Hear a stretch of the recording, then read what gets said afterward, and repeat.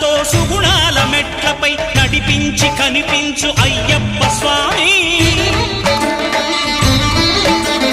మకర సంక్రాంతి సజ్జోతివై అరుదెంచి మహిమలను చూపించు మణికంఠ స్వామి.